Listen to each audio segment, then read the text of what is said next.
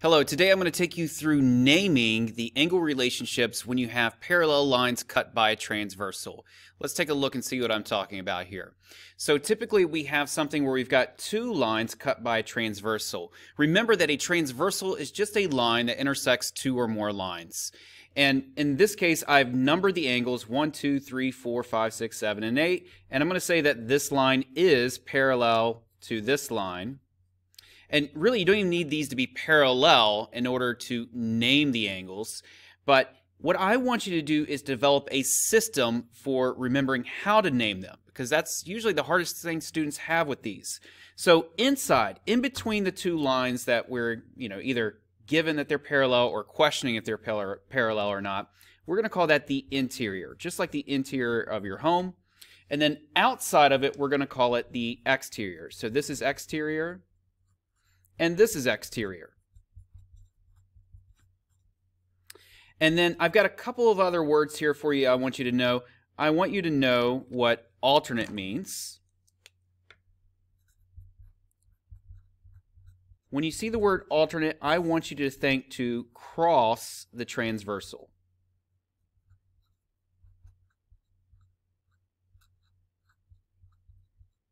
And then you have consecutive. A lot of teachers use that word. I don't know what your teacher uses, but consecutive. That means you stay on the same side of the transversal. So some teachers will use consecutive angles that they're talking about, and some will use same side angles. It just means stay on the same side as the transversal. Alternate means to cross the transversal. So as I look at this, if I ask you to give me a pair of alternate exterior angles, and that's what we're going to do first. We're going to list out the alternate exterior angles here. Let's write that out. Alternate exterior angles.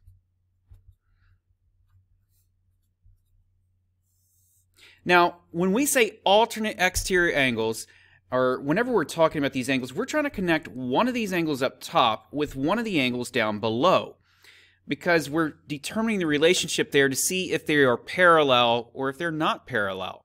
So alternate exterior angles, you just pick any one of these angles. I'm going to pick angle 1. I want to know what is alternate exterior to angle 1. Well, it has to be on the exterior, so angle 1's on the exterior. And then alternate that, we're going to go to the other side of the transversal. Our transversal splits this thing right here. So I want something not 1, 3, 5, or 7, but one of those angles right there, either 2, 4, 6, or 8. So alternate to that's going to be one of these angles. It has to be matching up with one of the ones down below, and I want it on the exterior. So it's going to be angle 8. So 1 and angle 8 are alternate exterior. The other exterior angle up here is angle 2. Its alternate exterior angle is going to be crossing the transversal. You've got to stay on the exterior, so 5 and 6 are out. It's going to be angle 7. Those are my alternate exterior angles. Next, I want to find some alternate interior angles. So alternate, and this marker's fading out, so I'm going to switch colors to green, sorry. Interior angles. So once again, I'm going to pick an angle that's on the interior. I'm going to go with angle 3. And I'm going to connect it with an angle down below, but I need to stay on the interior, and I need to cross the transversal because of the word alternate there. So alternate interior to 3 is going to be cross the transversal, stay on the interior, going to be angle 6. Notice angle 4 is not an alternate interior because it's not connecting the intersection down here. We're trying to show relationships between these angles down below and these up above to prove the lines parallel or not. All right, next, angle 4 is on the interior, and its alternate interior angle is going to be across the transversal right here at angle 5. So those are my alternate interior angles. Next, I want to do consecutive interior angles. So for consecutive interior angles, remember consecutive means same side. So consecutive interior angles.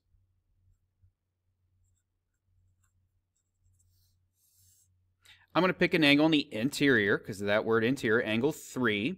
And consecutive means same side as the transversal. So connecting with an angle down below, angle 5 is consecutive interior to angle 3. Pick another angle, angle 4. Consecutive interior to it is going to be angle 6.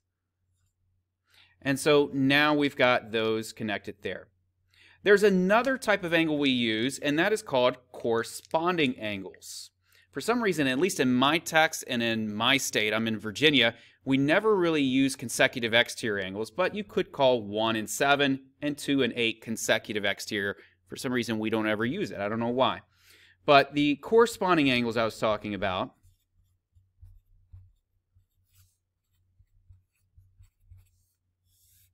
so corresponding angles work like this. Suppose we were to cut this out. Just grab a pair of scissors and cut those 4 angles out and place them right on top of these. What angle would angle 1 land on top of?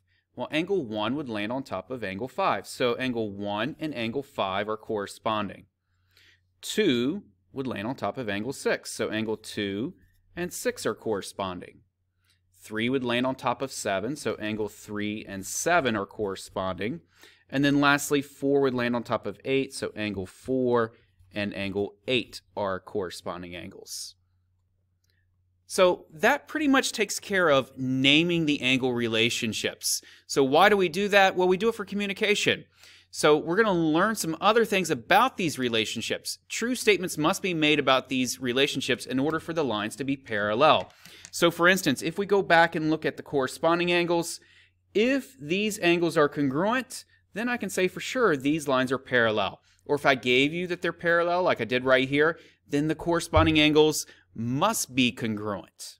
All right? Consecutive interior angles. So 3 and 5, if the lines are parallel, then consecutive interior angles are supplementary, which means that 3 and 5 must add up to 180 if these lines are parallel. 4 and 6 must add up to 180 if the lines are parallel.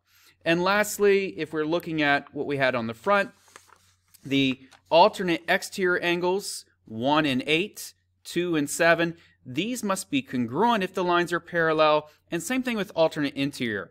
4 and 5 and 3 and 6 must be congruent if the lines are parallel. Now I would write that down, but you know what? I've got something better for you to learn than just that. If you can remember the names, alternate interior, alternate exterior, what they mean and match them up like I did in this video, I've got a nice trick, a nice guide called Star Smiley Guide that will help you remember which ones must be congruent and which ones must be supplementary for the lines to be parallel. That's going to be in another video I'll link here, and you can watch that, and it will help you solve almost every parallel line problem you've got. So, almost. But we'll do that, and we'll also go through some examples where we go after problem after problem after problem to show you how to apply the Star Smiley Guide and how to apply these angle relationships when we're given problems in geometry with parallel lines cut by a transversal. All right, I hope this helps. Please watch the next video to get some extra practice in and to learn Star Smiley Guide. Thanks for watching and have a great day.